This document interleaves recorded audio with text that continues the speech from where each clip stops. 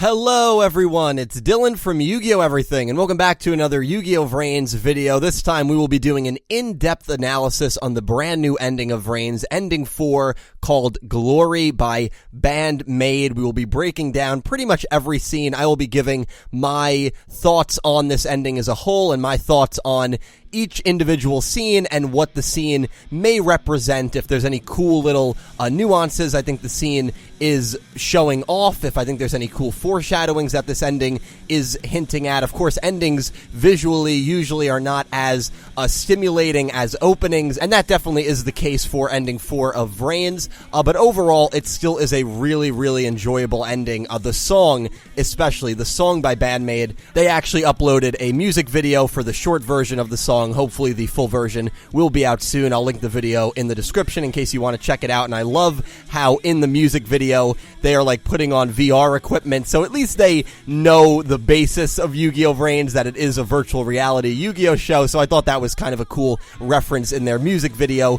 to VRains. Probably the coolest reference any music video has had Yu-Gi-Oh! Related since Vision Arc 5's fifth ending, where they literally had Kensho Ono, Yuya and Yuri's voice actor in the Japanese version, in the music video. So that was obviously a cool little Easter egg to reference Yu-Gi-Oh! In their music video.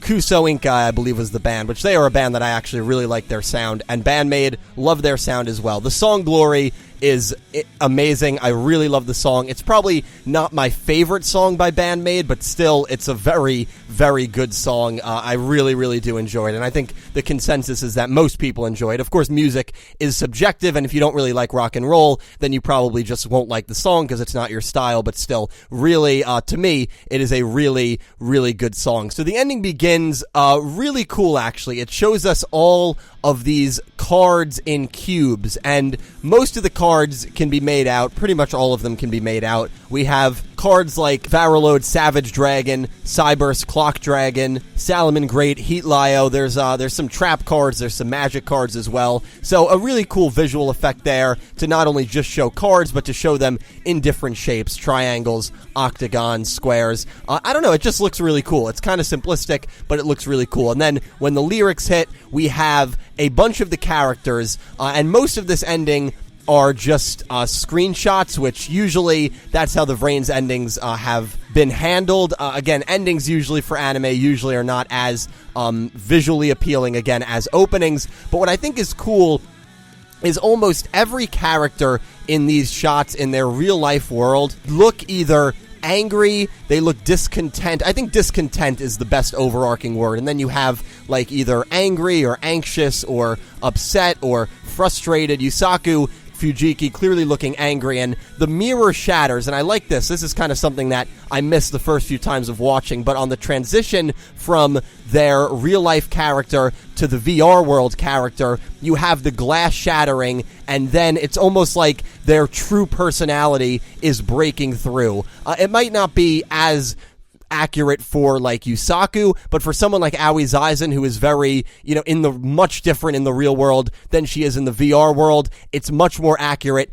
A transition for her as like you break down the glass, you break down the exterior, you get to the interior, and you have Blue Girl, or in Emma's case you have Ghost Girl, or of course in Yusaku's case you have Playmaker, and I really like how they do that with the symbolism, and I think it's very telling to these characters in this universe, how a lot of the characters that we see can't really be themselves. They're not really themselves unless they go into Link VRains, unless they go into virtual reality, and I feel like that kind of relates not only to me, but I feel like it relates to a lot of people when it comes to the online world. Not virtual reality. Obviously, the virtual reality engulfment that Yu-Gi-Oh! VRains has is nowhere near, well, maybe no, I shouldn't say nowhere near, but nowhere on the level that we have in real life as of now. But for instance, when I make a video like this, I'm probably talking to a few hundred, maybe a few thousand people every time I do a video like this.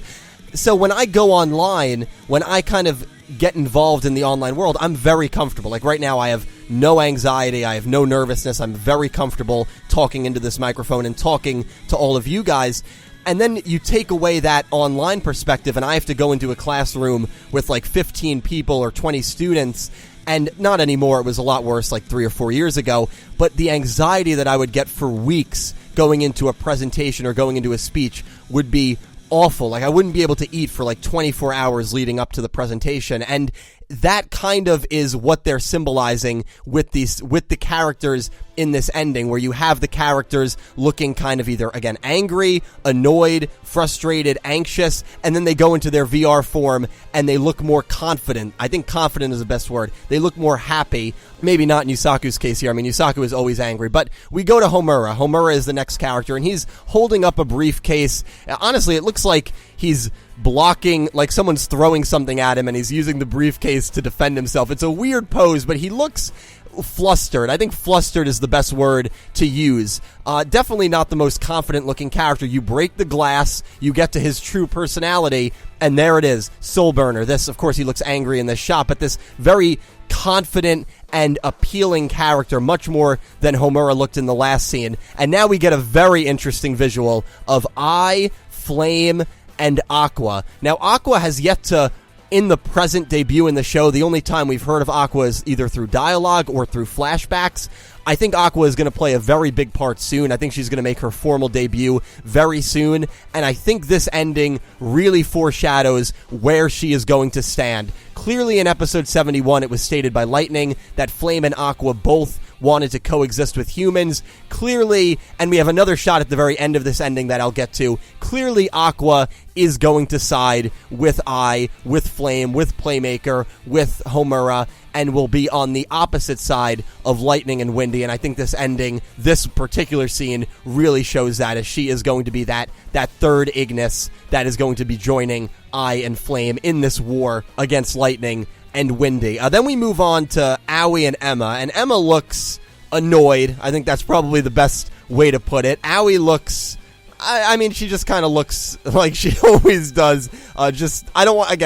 She's not standoffish. That's the best word. She doesn't look like the most, friendly character. She's very to herself. In fact, I like how they have her holding her bag to her chest and to her stomach, and she's closed off. That's the word I'm looking at. I just fumbled around my words. She's very closed off in this photo. She's not open. She doesn't look like she's very happy or excited for anything. And Emma, again, looks frustrated. Then the glass shatters, and all of a sudden, you have two completely different personas. You have Ghost Girl, Emma, who now is smiling and happy and content. And now you have Blue Girl, who looks extremely confident, looks happy, looks like she's having fun. Completely different personalities, completely different contrasting images from what we just saw with these two characters. And then the next two we see are Go and Blood Shepherd in front of Soul Technologies building. Obviously, they are working for Soul Technologies at the moment. Blood Dojin Kenjo, we don't really see much of his expression, but Go, again,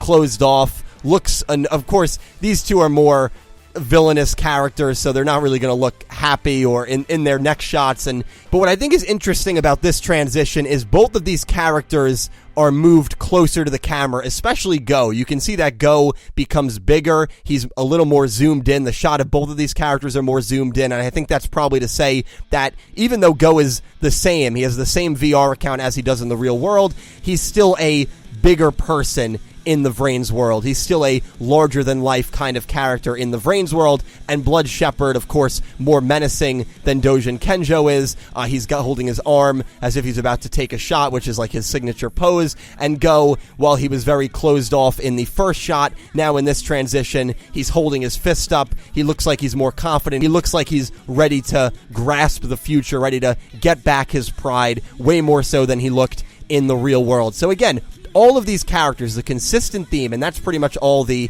real world to VRains world changes that we see with the mirror shattering. And the pattern that I found when I watched this this ending more and more is that all of these characters can just be themselves in the VRains world, and they really have a struggle being themselves in the real world, especially in cases like Aoi, and even like Go, it shows pretty well in this ending. So I really, really liked how they did it. Sure, the visuals are pretty simplistic, but I think it works really, really well. Then we get a really interesting image. We have the Cyberse world, and then we have kind of what looks like lightning, right? A lightning strike down the center of the screen, and now on the right you have a much more darkened, a much more gloomier looking Link VRains. I think this is probably foreshadowing to maybe Lightning and Windy getting control, getting the upper hand, taking over Link VRains, putting it in some, coma mode or some disaster mode or whatever, apocalyptic phase, whatever it might be. And I don't think it's a coincidence that they literally have what resembles a white lightning bolt down the screen, because Lightning right now is the main antagonist of the show and probably will be the one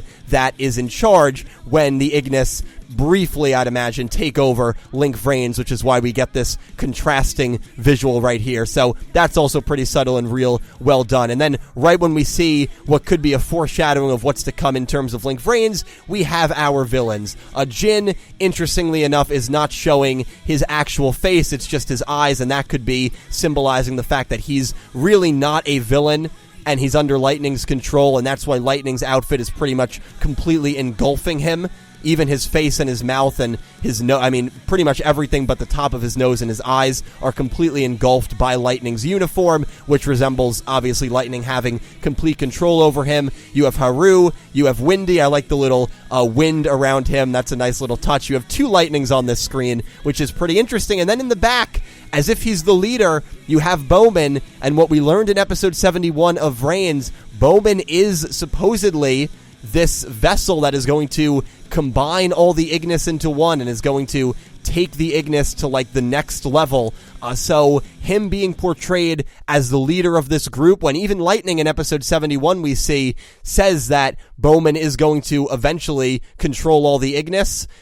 It's not, I think it's actually pretty good that they double down on that, and Bowman, I guess we really have to view him right now as a potential leader and main antagonist of the show, although a lot of people in my 71 review made a very good point and said, how can we believe anything that Bowman says when Lightning clearly can manipulate whatever the truth is? And that's a good point. So there are some people who don't believe that at all. They don't believe anything that Bowman said at the end of 71, which they have every right to. I personally think it's probably the truth, but it remains to be seen. So a cool scene there. We have Team Villains, and then we have the Team Gray Side. And by Gray Side, I mean they're in very gray territory, because what they're doing is in one way good, in another way it's not so good, because not only do they want to defeat Lightning and Windy, but they also want to kill Eye and Flame, and that is Revolver and Spectre back in their typical Knight of Hanoi base background, so that's a cool shot. And then finally we have a really cool shot of a panning shot from right to left. We have Kusanagi, Emma, Akira, Yusaku, Aoi, Flame, Eye, Aqua, Earth, which is interesting. Naoki, who's waving, it kind of mimics what they did in the very first shot of the first opening, where Naoki is waving, trying to get Yusaku's attention. And then at the very end, we have Ryoken and Spectre in their real-life forms. I don't know if there's any confirmation that Spectre is actually his real-life name, but it probably is. So we have both of them, which is interesting. And I think this shot probably shows everyone that is going to be on Team Yusaku, Team Playmaker, versing the Ignis, versing Lightning and Windy. But what's really, really interesting about this scene is that even though they're all standing together, when I look at this shot, I don't think, oh wow, this is a really well-oiled machine. Like when you get a shot of Team 5Ds, you can tell, okay, these guys are working together. They all enjoy each other. They enjoy each other's company. They are a really strong founded team. When I look at this shot, and I think it's great the way they did it, everyone still looks by themselves. Kusanagi is standing by himself. Yusaku is standing by himself with a very discontent. In fact, they all have pretty discontent looks on their faces. Aoi is sitting down with her face in her hands. Akira and Emma are observing from afar, which is pretty much what they've done most of the show in terms of observing Yusaku and trying to get information on Playmaker. And then you have even Homura, who usually is happy and friendly, and he's kind of looking away from Yusaku and Aoi. And then, of course, you have Ryoken and Spectre, who are not the happiest of people. The only happy person in this shot is Naoki, and maybe the Ignis. You have Flame, Eye, Aqua. Earth is not in that first shot of the Ignis, which is maybe because he's still on the fence about coexisting with humans. I think that's probably what it represents, but if this shot is anything to go based off of, I think Earth will eventually come around. I think he eventually will join Aqua. In fact, it almost looks like he is following Aqua in this shot, right? If Aqua is currently flying when this picture is taken, Earth is behind her, looking at her, watching her, following her, as it seems he's done his entire existence. So let me also address the whole thought of Blue Angel, of Aoi Zaizen being Aqua's partner. I still don't see how it would make sense, but this ending kind of gives that feeling away, because once they show Aqua appear in the very first shot, the very next shot we have Aoi and Emma, and in this shot we have Aqua, and maybe you could say, oh, maybe Aqua is like looking down at Aoi Zaizen, and we have these 4 Ignis. We probably have 3 of their partners, right? I belongs to Yusaku, Flame, Homura, Earth, probably Spectre. Is Aqua's lost incident victim or to-be holder in this shot? Another way it could go is if Aqua's partner is like MIA and they can't find her, or maybe Windy did something to her, Aoi could take over as the holder of Aqua, and they could team up temporarily until they find Aqua's lost incident victim. So that could be another route they go. Or maybe Aqua's lost incident victim is like really messed up and is going to be evil down the road, and Aoi is going to have to like defeat her, and there might be a rivalry there. There's a few possibilities it can go. But does this ending confirm that Aoi is Aqua's lost incident child? I don't think so, but it definitely makes that whole speculation a little more interesting. Will they team up? Because remember, I guess they don't need to technically be a lost incident victim and Ignis partner to team up. So will they team up? It's definitely possible, and seeing this ending makes me think it more and more. The last lyric we get is "The war is just beginning," which I think is very fitting because, ladies and gentlemen, the war is just beginning. I mean, 71 was titled Declaration of War. Then we see 4 dragons fly into the camera: Cyber's Clock Dragon, Salaman Great Heat Leo, Varalode Savage Dragon, and finally the yet-to-debut Cyber's Quantum Dragon, most likely a synchro monster that Playmaker will use probably in his duel coming up against Bowman. So a really, really awesome ending. I know we discussed a lot, but hey, it's an in-depth analysis for a reason. And so please let me know all of your thoughts on this ending down below. I hope you enjoyed my breakdown of it, and I really am looking forward to hearing everything you guys have to say. Special thank you to my Platinum tier patrons Alexa Baker, Glen McGookin, Jorge Carrillo, and James Rose, and to my Diamond tier patron Bouldergeist, and to my Egyptian God tier patrons Syn Cloud and Odd Eyes Vaughn. Thank you to everyone who supports me on Patreon. Cannot tell you how much it helps me out. And thank you to everyone who just watches these videos, because without you guys, I would not be able to do this. Thank you so much for watching. I'll talk to you down below. I hope you have a great weekend, and I hope you have an amazing day.